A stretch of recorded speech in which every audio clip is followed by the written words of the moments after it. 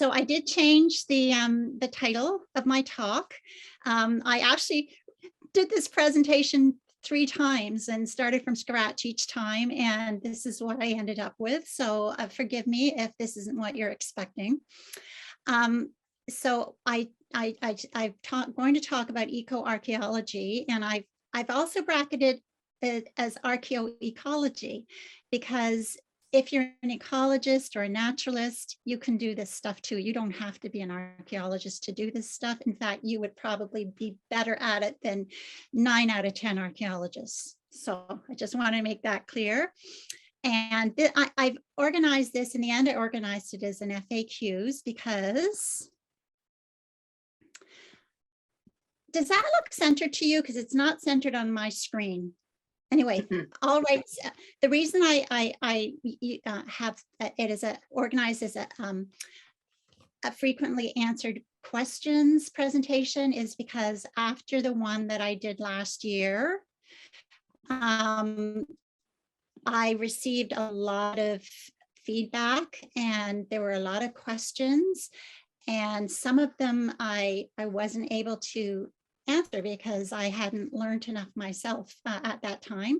So now I'm going to try and address some of those questions.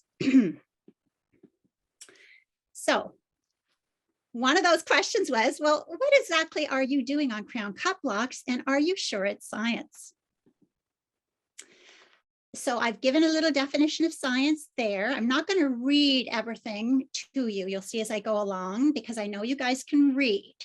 And if there's something that you feel that I should have explained better, just let me know at the end of the talk. So yes, what I am doing is science by the definition that is on the right. My study area is the north half of the province mainly. I have done some things that maybe are tucking in a little bit further south, but most of my study area, as you can see from all these little dots on the map, is the north half of the province. And what I do is when a cut block goes up onto the harvest plan map viewer, is I fiddle with a little tool on the map planner and I make it so that I can see it in this view. And this is all done before I go out to the site. And then I also open up the data locator elevation explorer to the exact same view if I can. And then once I've done that, I toggle, and there's some toggly things up here. Can you see? I don't know if you can see if I need to use a pointer, but up at the top, there's a blue thing there. And that's what I click in order to open up this particular menu. And in order to get the Lidar view, I click Hillshade, and it'll switch from that green view to this view, which is a Lidar view. And I also like to have my property lines in there. So I unclick that property line eyeball there so that I don't go too far off track when I'm doing my surveys. And then I just click on the blue thing again, and it hides that little legend that's in the way. And then what I do, having done so many of these, now I've done hundreds of them, I am able to go and look at this Lidar and select out points that I want to be sure that I get to if I possibly can, so that I don't regret it and have to go back. So that Lidar to you probably just looks like a bunch, maybe it looks like cauliflower if you're lucky, but because I've done so many of these surveys, then I have a pretty good idea that sometimes I know exactly what I'm going to find if I go to a lump. Other times I know that I'll find something there. There's one proviso on that, and that is I can call this scientific, because the results, if you use the method that I am using when you're doing your field survey, should be replicable. The pedigree of sites in Nova Scotia make this possible. So these crown lands have pedigree in that they were never granted to settlers.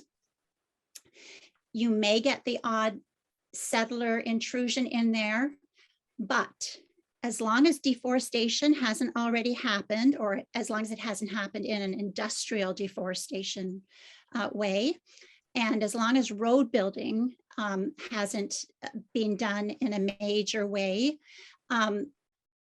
you can go back and find the things that I have found.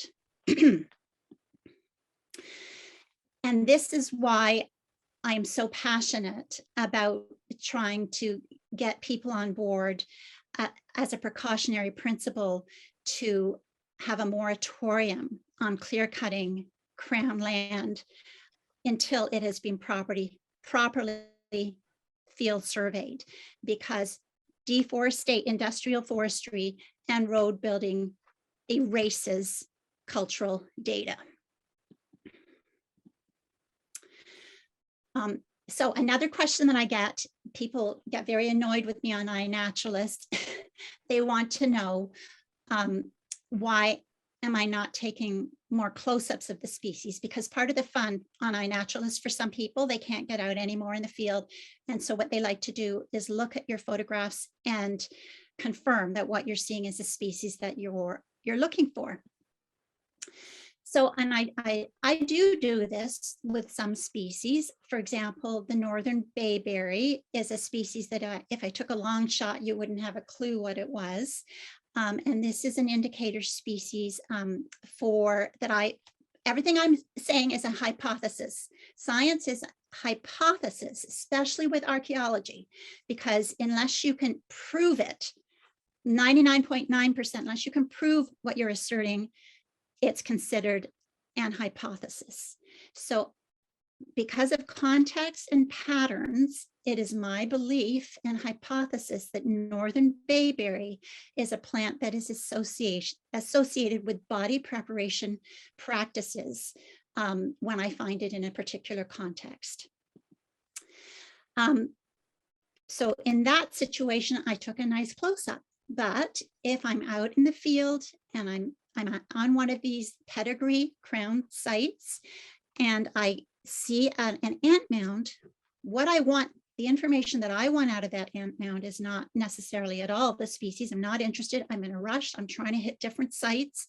What I want to know is what is the substrate that ant mound is on. And the ants are showing me that this, I am hypothesizing, is a cremation burial site. Another thing that I'll do, if the predominant species in my survey, if I've already done a bunch, because I'm looking for trail trees and I'm trying to document them and stick them into iNaturalist, and if I've already seen 10 beech trees behind me and I come upon another one, you know, I'm not going to take a close-up of the bark and take a close-up of the leaf, and I don't have time to do that. So it's very interesting. American beech were coppiced by the First Nations people, I hypothesize, and probably so that they could get at those very important proteinaceous fatty nuts before bears and squirrels and other species.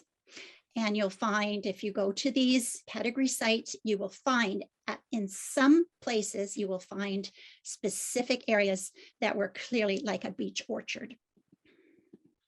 So I'm calling these sites, I'm saying they have pedigree. So I've had questions from the Mi'kmaq community of, well, you're saying they have pedigree. Why doesn't our culture have memory of burial mounds, trail trees, etc.?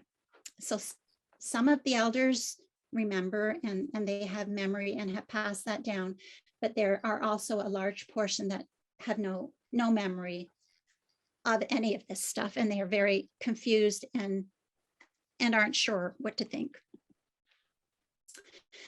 Well, again, this is when I'm looking for ways to explain some of these things to people, I have to go back and look for what information is there and is documented. And in the Nova Scotia Museum archives, I came across this particular photo.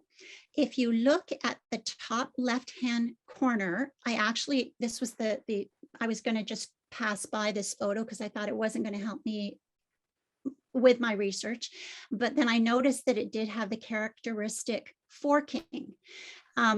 With conifers don't naturally fork.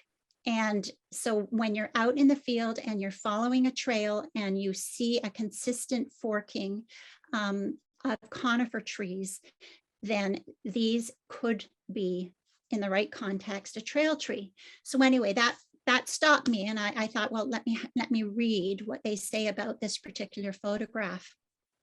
And it turns out the photograph was taken by Helen Creighton in 1944. So this was just at the time when the First Nations people here in Nova Scotia were forcibly centralized. So they were removed from their I guess their reservations or the land that they own, the crown land that they own, and that the land was expropriated from them. And their children were also kidnapped and put into Shubenacadie Residential School.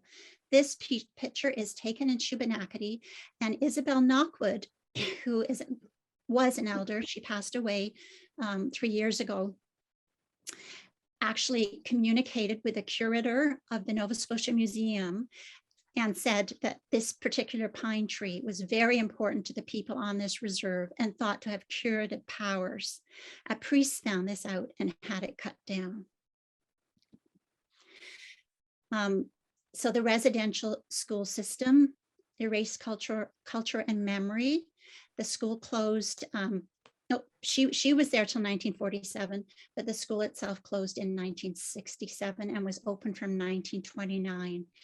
So you have got several generations of children who had their memories and their culture wiped. So anyway, this is a hypothesis. This is the explanation. Another question that was raised is, our culture traveled solely by water and in canoes. Would we even need or use a trail system? I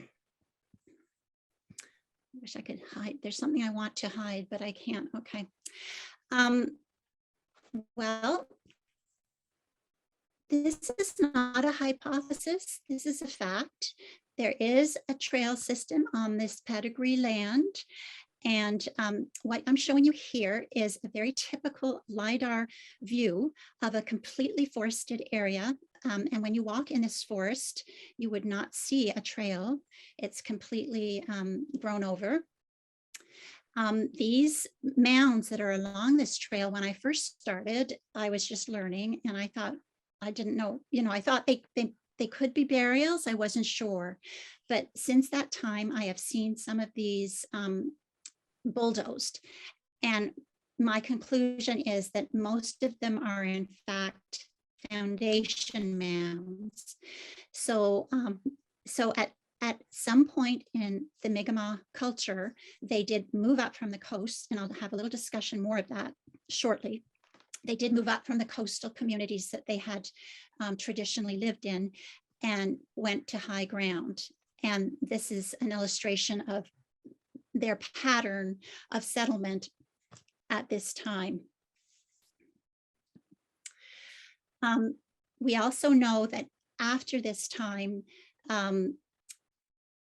because this is probably earlier, this particular photograph is dated 1900. When I go and look in the archives, I can see that the First Nations people continue to use these foundation mounds to pitch their wigwams. Now, whether or not originally the foundation mounds had this type of dwelling is unknown to me. This is something that has to be, these things should be excavated, and there should be others, because I do no excavation, I do no removable plants, I am using other mechanisms to get information and data.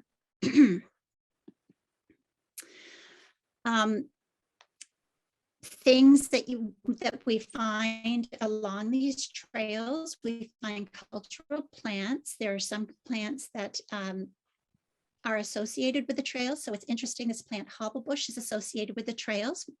Hypothesis, perhaps they were tying their horses down with these during, once horses were here, which was after contact, because as far as we know, the First Nations people did not have horses here in the Americas until contact. But another reason that you might want to have this plant is because it's so well anchored, and if a hurricane's coming through, you could tie things down and go and hide yourself somewhere safer, but not have to drag everything with you. This plant, and this is why I wanted to introduce the concept of not only eco-archaeology, but also archaeoecology. This plant, Cladonia arbuscula, is a plant that I find along the trail. If I get lost, and sometimes I do, because some of these sites really interfere with your compass reading, and I see one of these lichen trails, I can reorient myself. So the lichens actually, because of the substrate that's underneath these trails, and I'm going to show you a little bit more about that, it encourages this particular lichen called reindeer lichen. And what is a fact and not a hypothesis is that, and this has been shown archaeologically, is that the first peoples here in Mi'kma'ki, other than fish, their principal meat source of protein for thousands of years was caribou. So what could be happening here is this could be a remnant from, I think it was Sheila was talking about, no, it was, oh my gosh, brain's gone. One of the presenters presented and said something about moose poop. Well, this could be that perhaps the caribou were traveling these roads because it was easier to get along, and perhaps the First Nations were actually encouraging them to traffic through these roads, and maybe it was their poop that encouraged this. I don't know. That's the hypothesis, but the fact is that there was caribou, and it was a very important cultural mammal. How do I know an area was treated as sacred by pre-centralization Olmec? This, as far as I'm concerned, is hypothesis. I don't have the right to make that statement, and I'll talk a little bit more about that as well. However, I hypothesized that they were, and again, it's patterns. There are certain plants that I find in association with other plants. And when I look at the Lidar, and when I'm walking these trails, and especially when I come to the end of one of these, you have to call them cultural features, these trails, because they have a specific geology to them, and they have plants at the very end of the trail. All right. There are always a certain grouping of plants, which include that northern bayberry. And so if I'm walking along and I'm tired and I suddenly see these plants, I wake up right away and I start having a good look around, because I find these plants in these areas, which I'm hypothesizing are body prep areas. How can you be sure that a tree is culturally modified rather than damaged or diseased? All right, that's a great question. So it started off as a hypothesis. When I first approached the Mi'kmaq rights group about trail trees and asked them if they were interested in me documenting them, and they said yes, for sure, because these could very well be cultural. I started noting them and documenting them and uploading them, and then I started a project. But since that time, as I've gone on and done more work, just click this. So remember, I was saying to you that I was going to show you a little bit more about what sometimes I find along these trails that have trail trees on them. So this is very typical.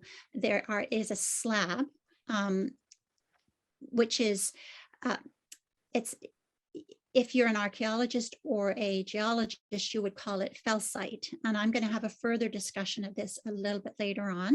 So hang on about that.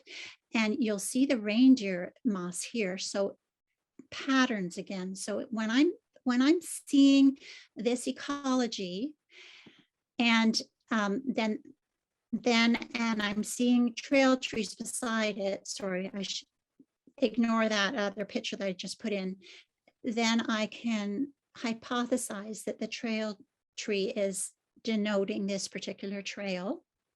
So now we can look at this next picture. If I see a trail tree and it's on one of these pedigree sites and it's in association with a monumental feature like this, and there is a path that goes along beside it, then I can also hypothesize that this is a trail tree.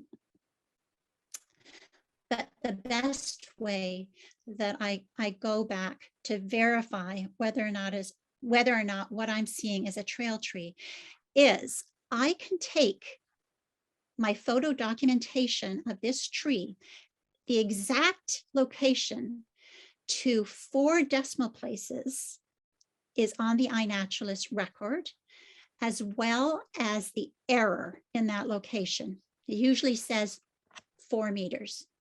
Sometimes it's as low as 3 meters. I've had some very rare that are as much as 13 kilometers, the error. I mean, I usually know pretty tightly where they are anyway, because there'll be a photograph I've taken before that's good of another feature and one that I've taken afterwards. So I usually know where that is, but just the fact that I have a location error like that at some of these spots, very few of them, is a huge hint that there's something weird going on there. Anyway, getting back to what I do with the Lidar. So if I go back to the Lidar and I see when I pinpoint it onto the Lidar, because you can also take that Lidar and get it to 4 decimal places, so you can find almost the exact spot where that tree is. And if I find that there's a hidden trail on the Lidar, then it's getting to the point wherein I can say that tree is a fact.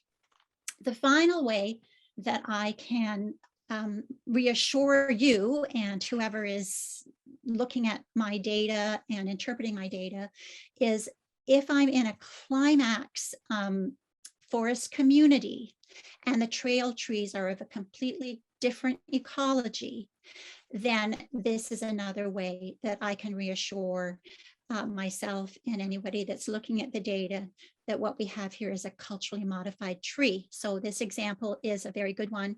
I was in a climax hardwood forest, and the only balsam fir old growth trees in that forest were culturally modified, and I followed them. And then I went back and I looked at my Lidar, and sure enough, they're trail trees.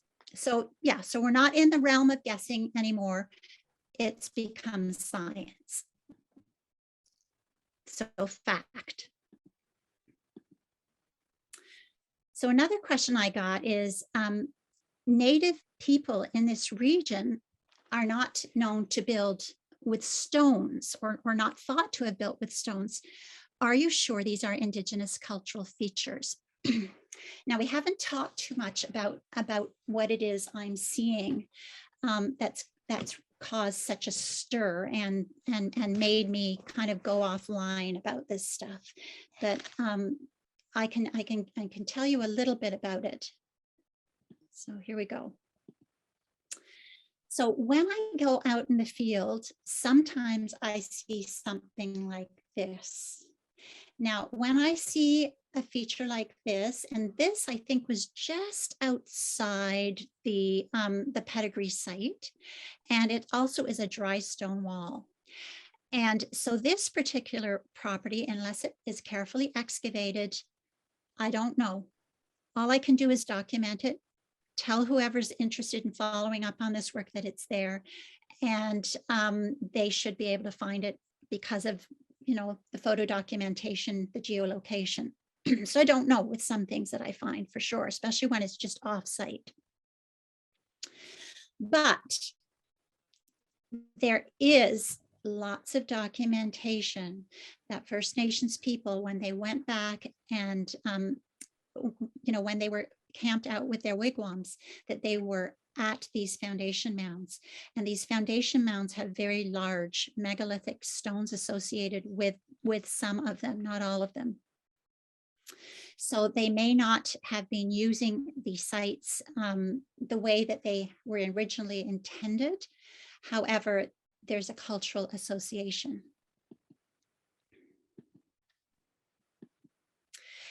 When I'm out in the field and I'm on a pedigree site and I come across a huge megalithic stonework site, which is covered in trail trees, whether or not those stones were built by the native people or transported or cut or whatever, I can assure them, if I go and check the Lidar and I see that the trail trees and, you know, it's a feature. If there's plants, cultural plants, if there's nothing in there that would indicate that they were sort of pushed over from a bulldozer who's been doing road work, etc., then yeah, it becomes fact that it is a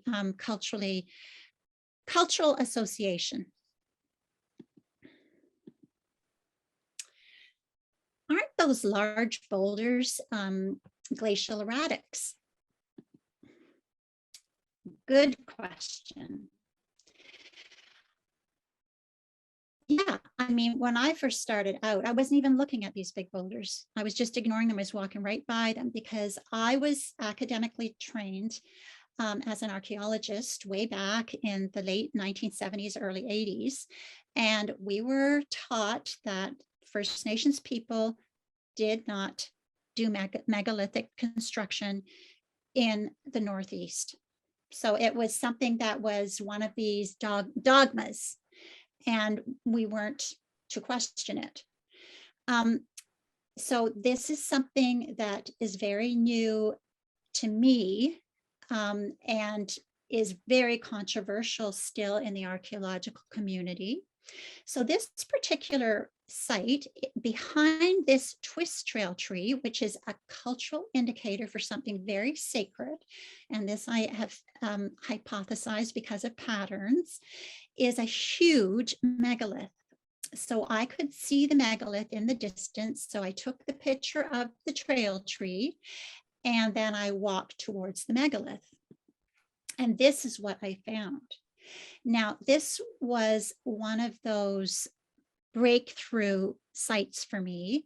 I was at this site about 6 months ago in early October, and this has been a site that has opened my eyes to a lot of things that my prejudices and biases and preconceptions as a settler and somebody not trained in the culture of Mi'kmaq or First Nations really opened my eyes and made me almost start from scratch. So this megalith, when I stood beside it, I go alone, so I'm sorry I couldn't take a picture of me beside it, but I could just see over the top of it. That's how big it is. Now, it's not that I hadn't seen split boulders at right angles before. I had, and that's where we get into patterns. So I had seen split boulders at high points before, and this is at a high point. The split boulders I had seen before were not megalithic. When I say that, what I mean is a megalith is a particular size of stone that would have been impossible for 2, 3, 4, 5, 6 people to easily move. These other twin boulder sites that I had come across, I believe that they could have done it. It might have been tricky, but they could have done it. So it's a pattern at high ground. And this new site that I found, and I'll have a better discussion of it at a later slide, made me come to the conclusion that these are actually survey stones. So this, the monumental megalithic twin stone site, and I'll discuss this because this is a very important site at a later slide, is on a monumental Thunderbird effigy mound. And this one was on a monumental mound, just a round conical mound. So, I can't see what it says here, but I know what I've written here, and what I've written is, aren't these stone stone structures more likely to be settler features? I don't think so. I mean, some of them, I mean, there's just no way that you can possibly justify coming to such a conclusion. Again, you can see that this is a fell site. This is very large. This is a 10-foot block. When I stood beside this, if I was standing down at the right-hand corner below that base rock, and I stood beside it, I was just a little bit more than halfway to the height of this huge megalith. All right. So again, patterns and pedigree. There are certain plants that are associated with trails and features. It may surprise you to know that these are from the patterns, what I hypothesize are actually century plants. So from what I am finding in the field using the Lidar is that they're associated as leading from harbors up into the associated village. Something happened there. I'm not sure if it was on my end or your end or what, but we dropped out. So it's reboot. Okay, are you back in with a big megalith in front of you? I am. All right, good. Because the last thing I wanted to say about this before I forget is that if you look to the right of that megalith, you can see a little orange tag. That's the road builders. So even if some of these areas have been left out deliberately, carefully by the harvest planners, and they are trying to do that now, the road builders don't abide by that, and they will go in and they will tag these sites because they've been doing that for years. And my guess is they love to bulldoze them because I'm guessing they're finding stuff in there. So when I go out and field check these sites, I am looking to see where the road builders have put their tags, and I will follow those tags. And I usually find all kinds of stuff that they should not be intruding on. Okay, so that's halftime. Now, I put a halftime sign in there in case anybody would like to go. Actually, it probably is a little more than halftime. So please feel free to leave if you would like to go now. So another question is, we were seasonal hunters and gatherers, and we were very gentle with the landscape. We might have fished. We lived at one with nature. Is that a good description of us? That's right, isn't it?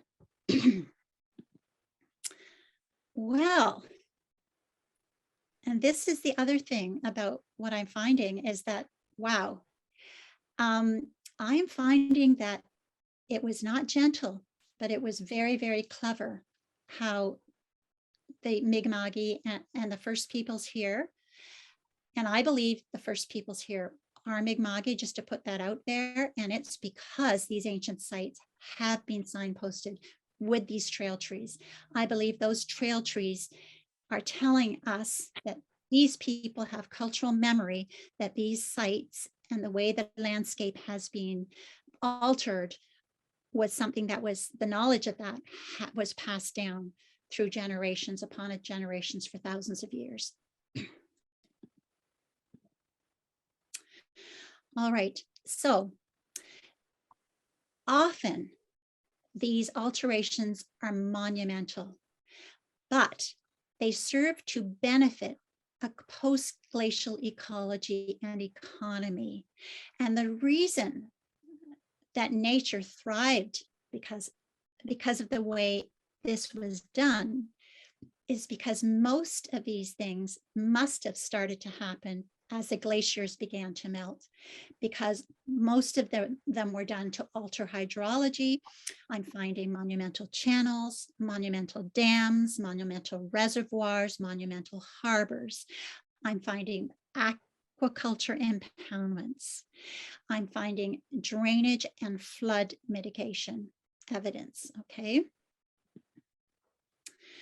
One of the indicator species, you don't find it everywhere, but this is another particular species that will wake me up and cause me to have a good look around, is that I do find that there's an association of ash trees with aquaculture. I believe that it's salmon aquaculture. What I am finding is that they dug ponds and impoundments. They would put a small channel into that impoundment from one of the rivers up which the salmon migrated, and they would entrap some of the salmon in there. And of course, anybody who's interested in this knows that the Atlantic salmon will only go up specific rivers in Nova Scotia. And I hypothesize that the reason for that is that they are domesticated, or they were domesticated. And when you domesticate an animal, part of the definition, the embedded definition in domestication, is as a result of domestication, there's a slight genetic alteration. And the genetic alteration that I am hypothesizing happened because of the domestication of salmon into these aquaculture pools at the heads and of some of these rivers, caused them to be very specific about which river they sense they should be traveling up. So this is another one of these ideas which is causing huge ripples.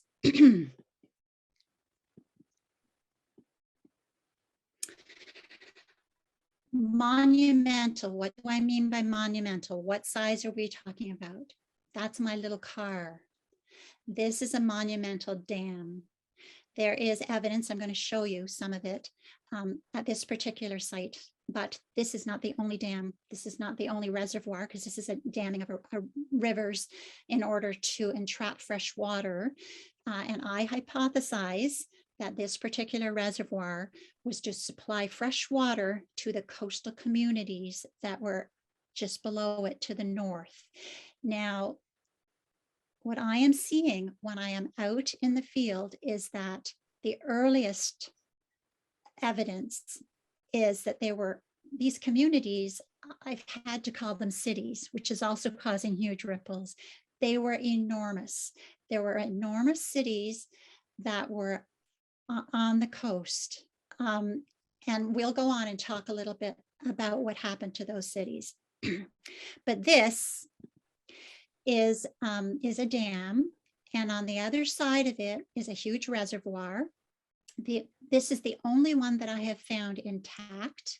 I found others in the field that are no longer holding water for many different reasons, or they are holding water, but it's just a small lake in the middle of the reservoir.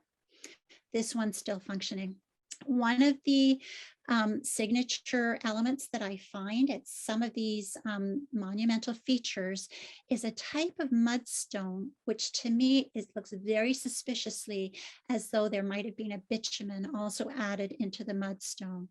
And this is a particular type of aggregate rock, boulder, whatever you want to call it, that seems to be a characteristic structural element of these monumental structures that hold back water. So it's adding strength and probably some kind of waterproofing to that particular structure.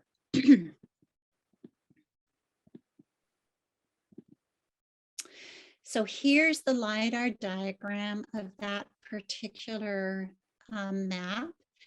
Where that word dike is you know, now that I've done a bit more research and thinking that probably shouldn't say dike, it should probably say dam.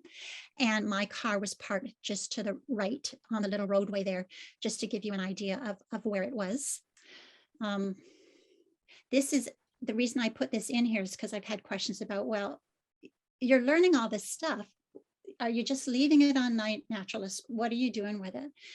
So I don't give a lot of detail to the harvest map plan viewer key. And it's been my experience when I do, is that the next time I go out to a site, the road builders and the people that go and look at those sites, because they benefit from the harvest, have done some damage to whatever particular feature that I have called to their attention as needing protection. So I don't give a lot of detail in that, but what I do is I file these particular marked up Lidar sheets with the Nova Scotia Museum of Natural History, with Special Places, and also with KMKNO. There is a legend that goes with this, and I'm not going to discuss this at this talk unless somebody is still here when I finish this talk and wants me to go over it. So in conclusion, the productive climax ecology that Europeans encountered at contact, okay, so in our case, that would have been 1500s, 1600s, was an indigenous engineered landscape, post-glacial. They had to, otherwise it would have been mud. So the hypothesis is as well that we still benefit from much of this clever and ancient engineering today, and we fiddle with it at our peril. And the reason that this is brought home to me is that I am very close to the coast. I have a well. I have a freshwater well. I'm close to the coast.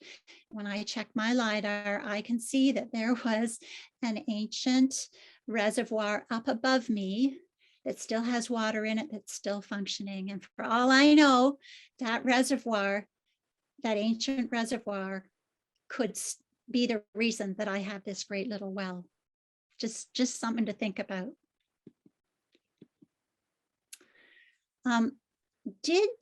I've talked a lot about function and monumental sites. Did I find anything that was a monumental stone structure that was strictly ceremonial? Those of you that had a chance to look at a talk that I drew to your attention on the Facebook site know that there's a fellow that has done a lot of work and has concluded that the stone sites that are being found in the Northeast are indigenous, but he had made an initial assumption that they were ceremonial. I didn't start with that assumption at all. So when I saw that, I drew to his attention that what I was finding were not ceremonial. And then I did a double take and I said, well, there's one that it is. And I'm just going to discuss that now. So I'm an engineer. And so I couldn't believe that there would be a culture that would take this much effort to make these monumental earthworks and monumental stoneworks, and it would just be for ceremonial reasons. And to tell you the truth, the reason I'm an engineer and not an archaeologist is because when I was in archaeology, it was my first degree, we were taught that like every time there was one of these big structures, the explanation was, well, it's ceremonial. And it just didn't sit well with me. So when I finished that degree, I went into engineering and became an environmental engineer. So we're going to talk about why. I thought, I'll tell you that I have sort of changed my mind, that this site was strictly ceremonial. So if you see where that star is, there's a red star on the trail. That star is where I found that monumental megalithic split twin survey stone. Okay, do you remember that one? And I told you that I was going to discuss that a bit more. So there was only a small kind of corner of this site that was a cut block. It's the part there, when you look at this star, you can see sort of a round heady thing there. And then the trail goes off into the distance to the north. That was in the cut block, and also the a little bit further down the trail to the right where it bends over, etc. So when I was first looking at this site, I did what I had been doing that seemed to work and made sense. I pulled up the Lidar. I looked at just that small area that I had been studying and done the field survey on. I checked the elevation map, because you have to check elevation. If you're not looking at water flow, you can't figure out at all what some of these monuments mean. If the water flow is going in the wrong direction, and you're saying that this is a site that is a reservoir, and the water is going away from the closest community that you can see that you're saying it's going to serve, then it just doesn't work. As an engineer, your fundamental principle is gravity. So anyway, I did what I usually do, and I could not for the life of me figure out what in the heck the function of this particular site was. So it failed one of the criterion for scientific proof of being practical. All right. So I had to conclude that perhaps there was something else going on, or maybe I had to go right back to the drawing board and just, rethink everything. So it was very troubling for me. I had 6 or 7 other sites on my plate. I did them first. I kept coming back to this site. And then finally I had a eureka moment. I expanded out the Lidar so I could see not only this view that you're seeing, but see where the star is. I could see way below, and I could see that east-west, there was a figure on the elevation that looked like a thunderbird. Now, if you look at the scale here, you can see that that's an extraordinary claim to make, and you better have a damn good reason if you're going to pass that along to the Museum of Natural History and Mi'kmaq rights and special places. So again, I sat on this, and just to show you, it overlapped. I think I can do that. So you can kind of see now the Lidar under it, and you can see the wing up on the north middle there. It's a little hard to see, but if you go right to the far left, you can see sort of an egg-shaped eye, and there's a head. The head with the beak is facing to the north. The beak faces to the north, the head is facing west, all right? And the axis of the body is east-west. The axis of the shoulders and the wings are north-south-ish, okay? And so finally, I just said, you know what, if this is what it looks like it is, this is a World Heritage feature, and I have to report it. I can't just not, because I'm scared. So I did report it as being an hypothesis, as of being something that was an effigy mound, a monumental effigy mound. All right, you can see from the scale at the bottom that this is very large.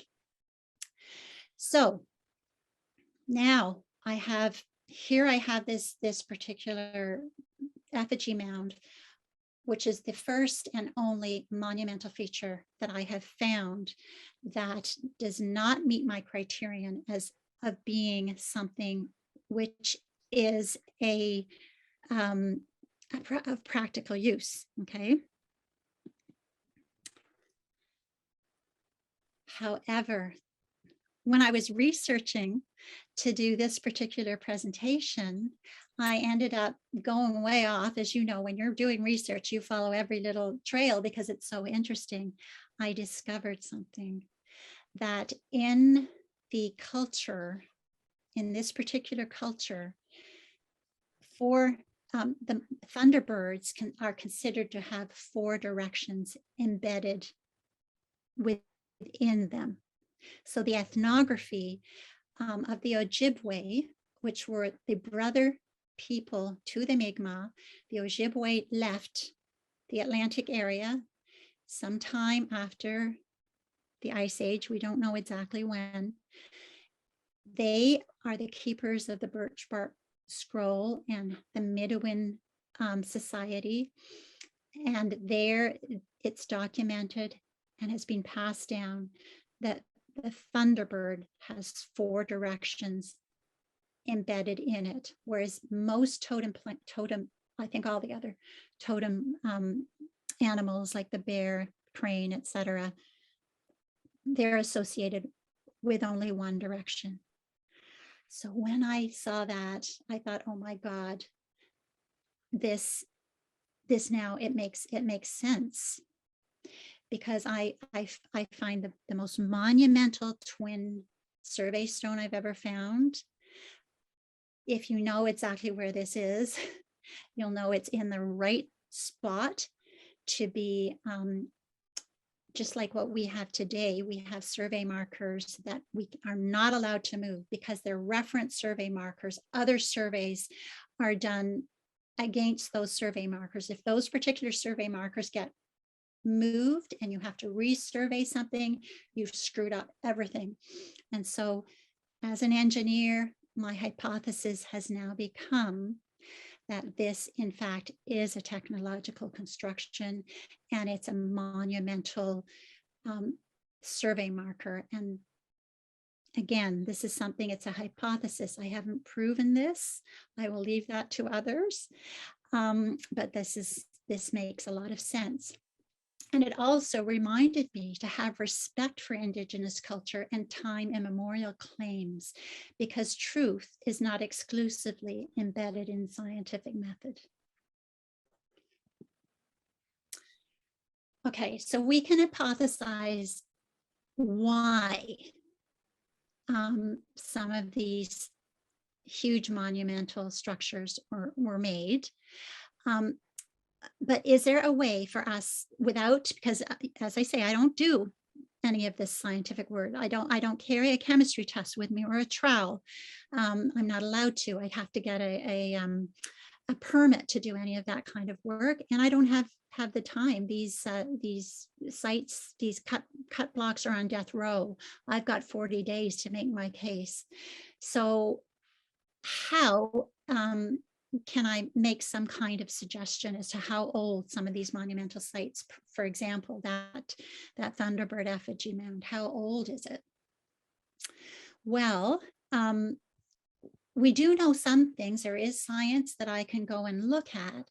And one of the things that we do know from the science is that there was a very slow melt water mostly. All right, so it probably wouldn't have been enough to panic people, but it happened very slowly until about, I think that's about 9,500 before present. For those of you who aren't familiar with this, this is a before present category. So we know that it was very slow. It probably wouldn't have panicked people.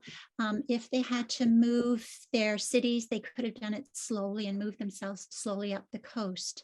But as I think I had mentioned earlier, there came a point in time when there was a huge panic and they abandoned those huge coastal cities. Something happened that made them no longer feel safe down there. So fieldwork shows that there was a massive deluge or tsunami that flooded and probably salinized many of the monumental freshwater reservoirs. After this event, the same people in much smaller numbers quickly recolonized. However, they changed their settlements from large cities by the coast to small linear villages at high altitude. All right, so what might have been the reason for this? And this is a hypothesis.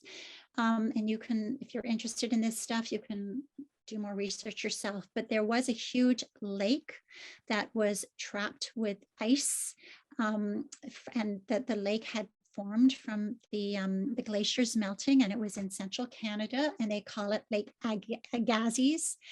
And at a 8,380 before present, there was a huge deluge, and there had been smaller ones before. And this was because for some reason the ice dam broke. And what that did, and this is known, this is a geological fact, is it swept over the part of Nova Scotia where I am seeing this huge flood. So there you go. This is something, again, this is one of these things where people are saying to me, that's impossible. Because what you're saying is there were cities, there were coastal cities. They didn't have agriculture. How could they have coastal cities? Not only that, we have no record of coastal cities. I can't remember if they said anywhere in the world or what they said, but my response, my hypothesis is the reason they could have these coastal cities and do so well was because they were farming fish. And that was their principal form of sustenance. And we do know from the record, the European records when they came, how rich this area was for fishing, and it would have supported these people. They wouldn't have needed conventional agriculture. They knew how they had plants, they had a form of agriculture, but it wasn't monoculture. Okay. So get that out of there. But even if the hypothesized date of the deluge associated with the culture's move to higher ground proves true, this does not tell us when and how this culture started to establish these cities. How old is it? How far back can we go? All I can say is it was already well established and sophisticated by the time of that deluge. Okay. Again, this causes huge ripples. This is not something that is of general academic acceptance. So if we're talking going back in time, what are the implications of this? The implications of this are, just let me put this on here. So this is a bathymetric map of the North Atlantic from Navy files. The brown edge is the approximate sea level, which would have been near to or above sea level during the last ice age. So what you can see here is that Nova Scotia and the coast around Newfoundland all the way down the eastern seaboard is quite far extended. That there is also a large land mass in the mid-Atlantic. Okay, so again, here we're saying something that's quite earth-shaking. We're saying that potentially these people could have been really close enough that they could have been making forays back and forth, at least to that mid-Atlantic ridge there, if not further. All right. So we've often heard stories about Europeans, Vikings, bearded strangers with bags coming and civilizing North America. What if we twist it around? What if we suggest it went the other way? We know that in fact it is much more, it's much easier, at least from where we are, to go towards Europe with the trade winds than it is to come in the other direction. All right, so something to think about, guys, something to think about. We may be talking about civilization coming from this direction and not from our Eurocentric point of view. Very, very weird, groundbreaking stuff. And I've just stuck an arrow here just to show you that I don't know when this all happened. I can give you a suggestion that it was sometime before this date, and going back in time.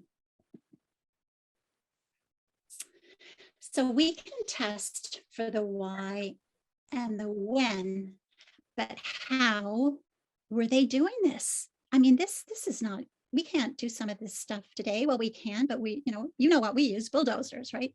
How on earth could they have done it? And I did want to include here, Roger Lewis, in consultation with the elders, has put his own chronology together. So I wanted to make sure to include that. So that's on record as being respected and understood here. All right, and he starts his with the ancient people from 11,500 to 8,500 BP. I'm suggesting we don't know. He may know culturally, he may have knowledge of that.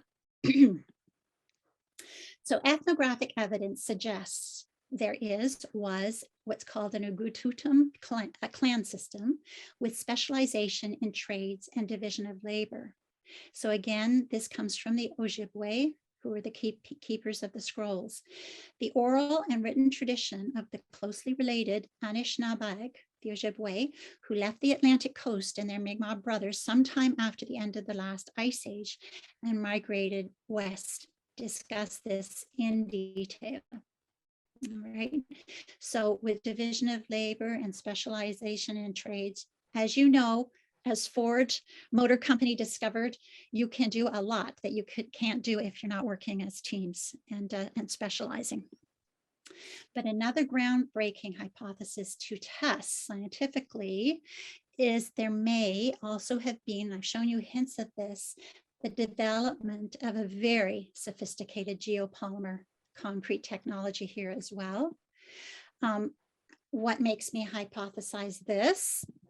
Well, one of my little secrets, some of you know, is that I spent 6 years as the executive director of the Atlantic Concrete Association. And I am a chemical engineer. And I also really specialized and just kept abreast of all the technologies in the concrete and cement industry for so many years, because I was learning it, I was teaching it, I had to answer questions from the press about it, I had to, there was a lot that I had to know and learn and keep abreast of. So yeah, so when I'm out in the field and I'm coming to places that really throw my compass off horribly, and then I go back and I look on the Lidar and I find out that that fen, that beautiful fen I was in, looks to me like it was part of an ancient reservoir. Or I also, I go in and I find sphagnum mosses, and it looks to me like that bog, that huge bog that I was in, it was actually on the base of an ancient harbor.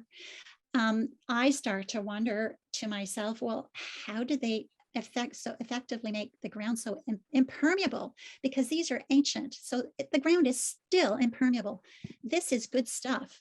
Well, there are strong indications for in situ development of concrete technology. I have been so lucky, maybe the rest of you not so lucky, but for me to have a huge hurricane go through my area and throw up things so that I don't have to guess.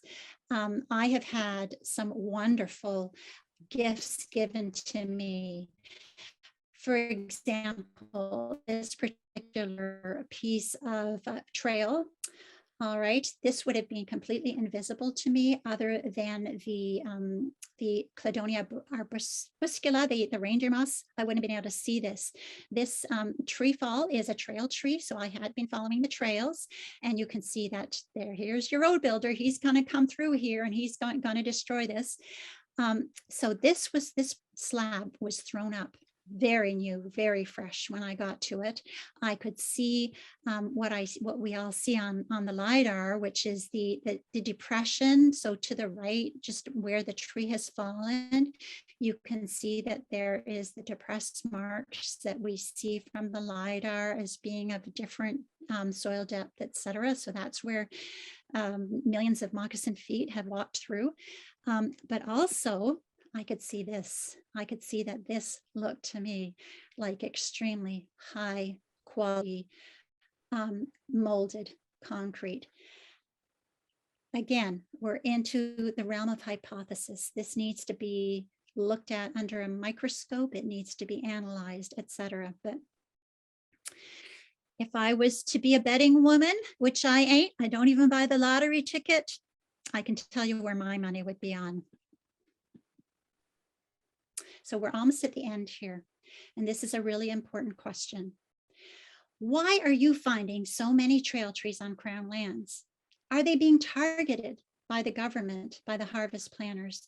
Are they trying to erase Mi'kmaq, evidence of Mi'kmaq culture?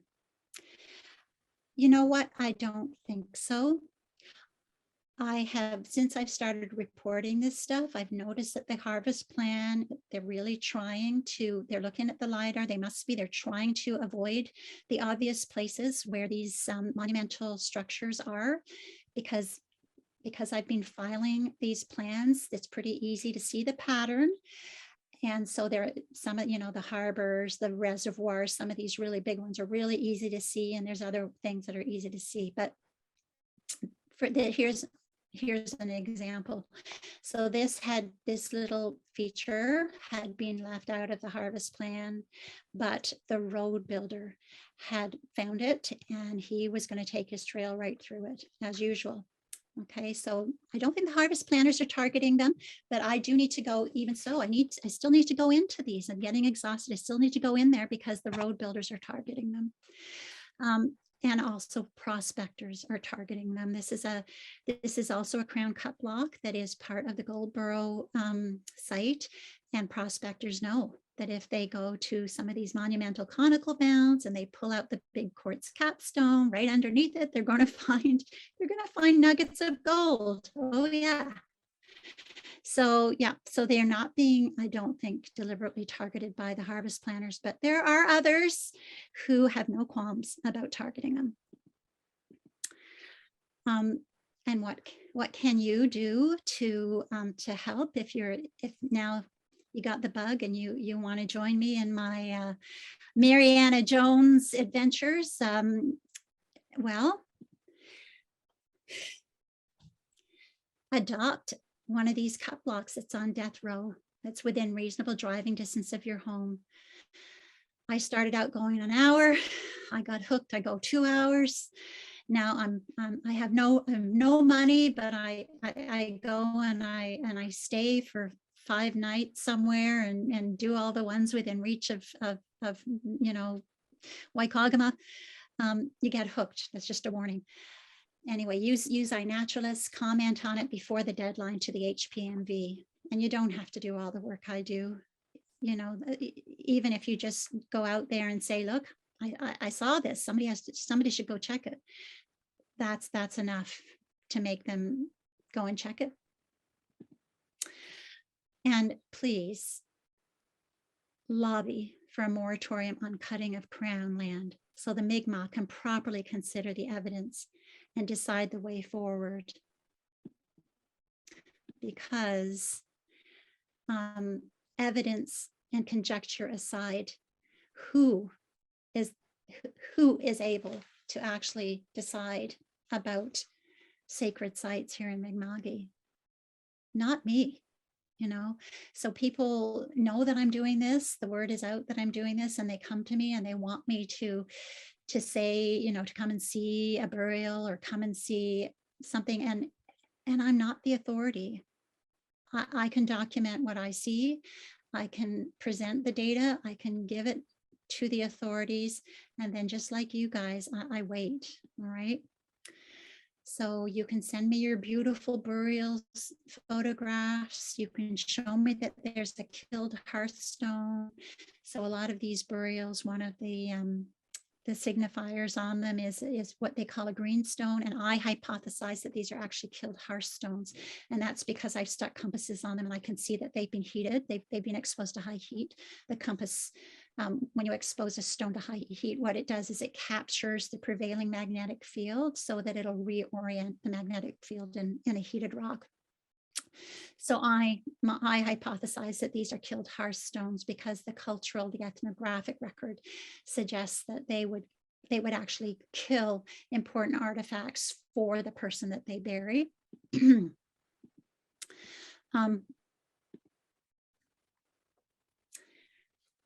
Is this a mastodon sculpture?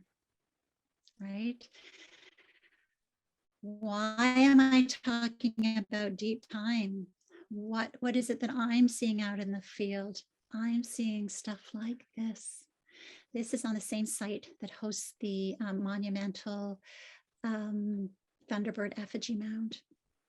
But I can't make that pronouncement. I can just suggest. And I just want to repeat that all rights to the data rediscovered by me as a result of this ongoing study belong to the First Peoples of Turtle Island. They can use it however they please, and my interpretations will always be hypotheses. They will never be facts. Okay. The other thing I wanted to do, this is a cultural plant that I am finding, which really shocked me, that is associated with burials, which is amazing because it's called ghost pipe. And my presentation is dedicated to two very special people who significantly contributed to this study, but who sadly passed away in 2022. And the first is Dr. Burkhard Plack, a longtime member of the Nova Scotia Wild Flora Society and the top iNaturalist species identifier in Nova Scotia. He still holds the top species identifier spot for the iNaturalist culturally modified trees in Mi'kma'ki project. And I think there must be almost 5,000 trees in there now. And my mom. She's one of only two family members who always made sure to know exactly where I was going for each foray into the unknown during this study. So now questions or comments, and I know it's late, so if you don't want to hang around for questions or comments, but you have a burning question, you can also contact me by email. And I'll take away the share. Should I take away the share, or do you think some people are going to want me to go back? I don't think they will, but if they do, I can go back. Look at each other. Yeah. Yeah. Do you want me to stop the share? Yes, please. Yeah, here we go. All right. Yeah, well, we still got a fair crowd here yet. That And was some quite people have- comprehensive, Mary. Yeah. It was a monumental presentation, Mary. I tried to take I wish notes we because actually I'm wish we curious had a about it. separate. I wish we'd allocated a separate evening for it because it was an awful lot, Yeah. for the one night. But you really The covered. Yeah, I think you might be aware of what the problem is with that, is that I'm not entitled to speak about this. So as I had explained to Beth Sheila, I prefer to be under the radar as opposed to, because when someone speaks at a Wild Flora Society meeting as being the main speaker, that's advertised as being. Okay, well, I mean, I've recorded all this. I mean, I was planning to yeah, post it. Are you okay with that? I'm okay with it being posted. Yeah. For sure. Yeah. Okay. So I mean, the one thing for me is like, you've made an incredible number of hypotheses, and I think it's quite brilliant, actually. You've been connecting dots and things from a lot of different, pools of knowledge, and made, I feel like you need an entire university department of graduate students to follow up with a lot of these things, because I mean it's fast. I mean, it really needs to be done to make all these, to come up with these ideas and see these things, make these connections. But the next stage, the follow through and all that, it's just that's quite monumental. And the reason I was able to do it, though, you got to remember, is that now we have a powerful little computer in our pockets, right? Yeah. We can make connections that we couldn't make 2 years ago, 5 years ago. We can get onto the Lidar set. We can use iNaturalist. We can use Google Map. There's a reason why we didn't know this stuff. There's a scientific reason, but there's also a very sad, cruel, racist history as well, isn't there? Yeah, I mean, I think it's still something we can only scratch the surface of, really, I think, Yeah. Well, so where you, where are you going to go with this next? Like, what's your next step? Oh my God, I would love to stop and just take a break from it. I would love it if somebody in authority was listening and would take mercy, because once your eyes have been open to what's being destroyed out there, if you have the ability, if you have the time, I mean, I don't really have the budget and the money, but it has to be a priority for me. I can't ethically not go and do this while they're giving you 40 days to save pedigree sites that have monumental cultural features on them that are only of that pedigree because they have these trail trees signposting them. You know, what can you do? I'd love to stop. I'm almost 65. I'll be 65 next year. This pace is killing me.